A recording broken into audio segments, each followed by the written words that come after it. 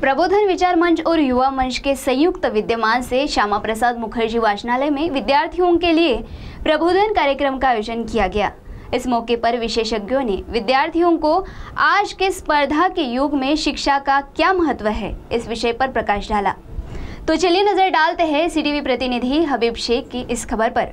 शिक्षा या मानव की सही पहचान है और शिक्षा के अलावा समाज की प्रगति असंभव है। इस विचार पर आधारित प्रबोधन विचार मंच और युवा मंच चंद्रपुर के संयुक्त विद्यमान से श्यामा प्रसाद मुखर्जी वाचनालय में विद्यार्थियों के लिए एक प्रबोधन कार्यक्रम का आयोजन किया गया था। इस कार्यक्रम के मुख्य मार्गदर्शक के रूप में Sachin Thorat, assistant commissioner of custom Nagpur, इन्होंने विद्यार्थियों को आज के स्पर्धा युग में शिक्षा का महत्व समझाया। कार्यक्रम का उद्घाटन संध्या चिवड़े, अधीक्षक अभियंता चंद्रपुर, इनके हाथों किया गया। कार्यक्रम में प्रमुख अतिथि के रूप में एडवोकेट संगीता थूल और डॉक्टर प्रवीण डोंगरे, पंकज जीवने, इन्होंने शिक्षा के विविध विषयों पर प्रकाश डाला। संस्था के अध्यक्ष विनोद संटक्के ने भी अपने प्रस्तावना में मौलिक मार्गदर्शन किया। इस कार्यक्रम में चंद्रपुर जिले के विविध महाविद्यालय के सैकड़ों छात्र तथा छात्राएं मौजूद थी। इस दौरान कुछ विद्यार्थियों को पुरस्कार तथा महाविद्यालयों को सम्मान चिन्ह देकर उनके उल्लेखनीय कार्य के लिए सम्मानित किया गया। साथ ही इस कार्यक्रम को सफल करने के लिए सोनाली संटक्के, प्रिया माहुरकर, संगीता उमरे, कविता पाटिल, सुनीता शेंडे, प्रणाली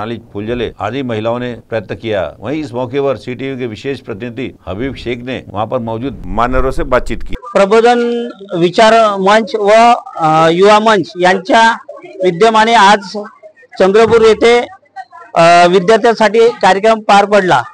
आज आपल्या सोबत आहे Sachin Thorat sir, assistant commissioner of custom Nagpur. आज आपण त्यांना विचारूया की आपण स्पर्धेच्या युगामध्ये विद्यार्थ्यांना तुम्ही काय सांगाल?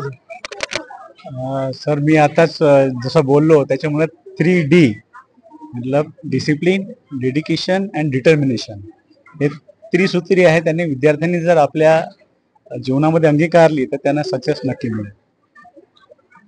तसेच आपल्या सोबत आपले जिल्ह्याचे महावितरण विभागाचे अधीक्षक अभियंता संध्या चिवंडे मॅडम उपस्थित आहे।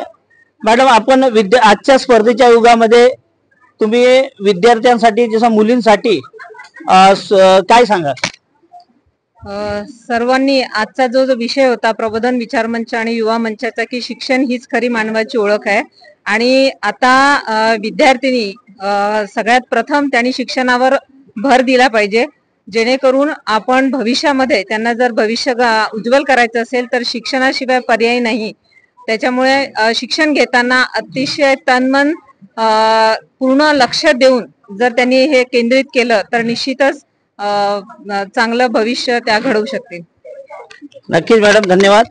तसेच प्रबोधन विचार मंचचे संयोजक विनोदजी सोनटक्के यांना आपण विचारूया की सर, आपण जो हा कार्यक्रम आयोजित केला त्याचा मागचा काय उद्देश होता, काय महत्व आहे?